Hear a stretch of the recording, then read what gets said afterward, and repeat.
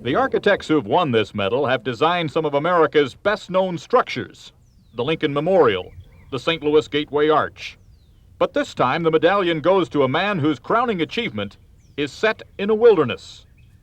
Faye Jones designed a simple church in northwest Arkansas out of 2x4s. As the chapel was nearing completion, I thought, this turned out to be one of the best things I've ever done. And I got a little despondent because I thought, boy, out here in this remote place, nobody's ever going to know about the thing. Nobody's ever going to see it. He was wrong.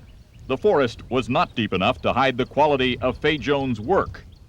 His web of pine and glass is so functional, so architecturally pure, the building would collapse if any one part was removed. Jones designed every detail, the door pulls, the lantern. He set himself a severe limitation. No piece of the building would be larger than 2 men could carry through the woods. Jones did not want his chapel to disturb the natural setting. The only change is the endless play of light on glass. He lets the world around his buildings do the decorating. In fact, it is sometimes difficult to tell where his structures begin and the outside ends. The homes he designs seem to be variations of the spectacular tree houses he built when he was a boy. One of them had a fireplace. That fireplace was its undoing.